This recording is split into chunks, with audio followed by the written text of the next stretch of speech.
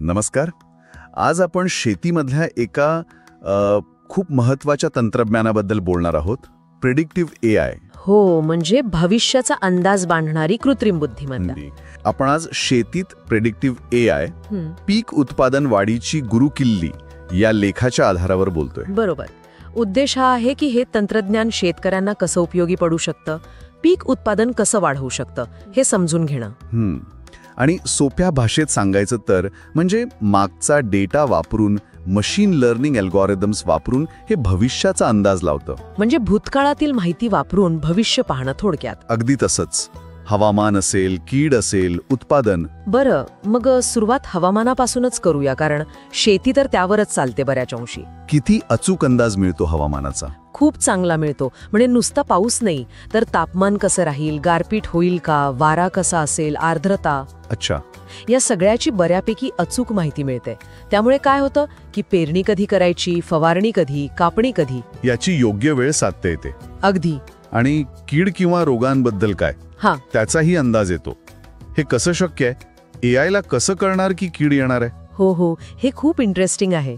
AI फक्त हवामान नाही बघत, ते शेतातले सेन्सर्स वापरून आर्द्रता किती आहे ते पण बघतं.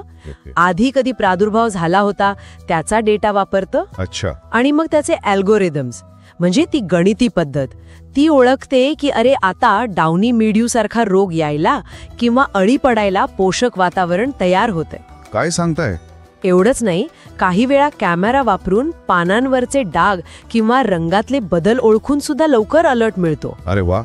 म्हणजे प्रत्यक्ष कीड दिसायच्या किंवा रोग पसरायच्या आधीच आपल्याला कळू शकतं. बरोबर. यामुळे तर मग फवारणीचा खर्च वाचेल आणि नुकसानही टळेल. नेमका तोच उद्देश आहे.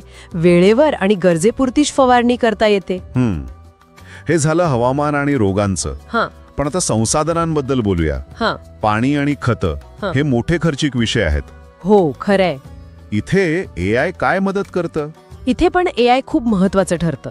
म्हणजे बघा, मातीत सेन्सर लावले असतील तर ओलावा किती आहे ते कळतं. हो. मग स्थानिक हवामानाचा अंदाज आणि पिकाची सध्याची वाढ, या सगळ्या गोष्टी एकत्र करून AI सांगतं की पिकाला नक्की कधी आणि किती पाणी हवंय. म्हणजे उगाच जास्त पाणी देणं टळतं. अगदी. आणि तसंच खतांचं पण. मातीचं परीक्षण करून पिकाला कोणत्या टप्प्यावर कोणत्या खताची गरज आहे, नायट्रोजन, फॉस्फरस वगैरे, ते कधी आणि किती द्यायचं याचं मार्गदर्शन मिळतं. अच्छा. म्हणजे खतांचा आणि पाण्याचा अपव्यय टळतो, खर्च वाचतो. बरोबर. एकदम पिकाच्या गरजेनुसार व्यवस्थापन होतं. आणि पिकांची निवड, म्हणजे कोणतं पीक घ्यायचं यासाठी पण AI मदत करतं का? हो, नक्कीच. AI फक्त जास्त उत्पादन देणारं पीक नाही सुचवत, ते मातीचं आरोग्य पण बघतं. म्हणजे मातीतले पोषक घटक कसे आहेत, जमिनीचा pH कसा आहे, कार्बनचं प्रमाण किती आहे, या सगळ्याचा विचार करतं. मग आधी कोणतं पीक घेतलं होतं, तिथलं हवामान कसं आहे, आणि महत्वाचं म्हणजे बाजारात कोणत्या पिकाला भाव चांगला मिळण्याची शक्यता आहे. या सगळ्या गोष्टींचा विचार करून सल्ला मिळतो. हो, म्हणजे कमी जोखमीचे आणि जास्त फायद्याचे पर्याय निवडायला मदत होते. पीक फेरपालट पण चांगली होते यातून. म्हणजे नुसता अंदाज नाही तर एकदम शास्त्रीय पद्धतीने सल्ला मिळतो. अगदी. याचा पुढचा टप्पा म्हणजे उत्पादनाचा अंदाज आणि बाजारभाव.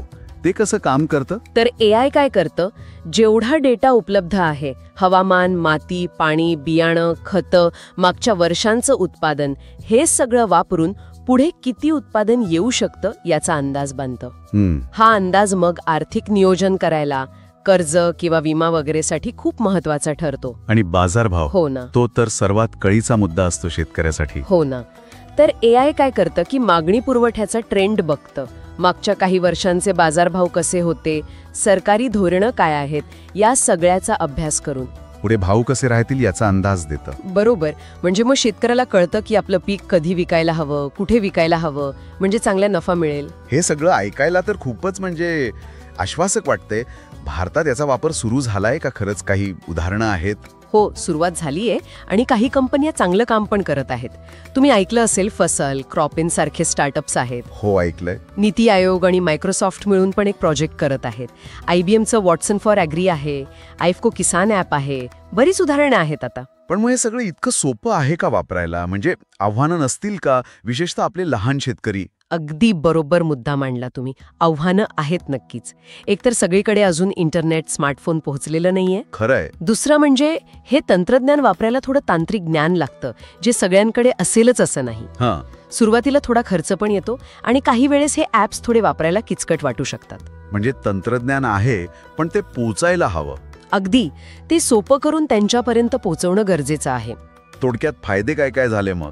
उत्पादन वाढतंय, हो, खर्च वाचतोय, पाणी, खतं, औषधं यावरचा. बरोबर. काम वेळेत आणि अचूक होतात. हवामान, रोग, बाजाराचा धोका कमी होतो. आणि महत्वाचं म्हणजे नफा वाढतो. अगदी. म्हणजे तिन्ही पातळ्यांवर सुधारणा: उत्पादन, खर्च आणि नफा. तुम्ही अगदी व्यवस्थित सारांश सांगितला. त्यामुळे प्रिडिक्टिव्ह AI हे आता आधुनिक शेतीसाठी आवश्यक साधन बनत चाललंय. खरं तर ही काळाची गरज आहे असं म्हटलं तरी चालेल. खरंय.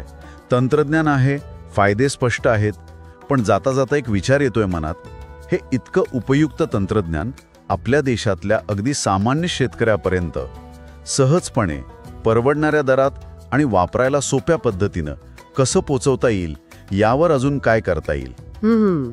हा खूप महत्वाचा प्रश्न आहे. यावर खरंच विचार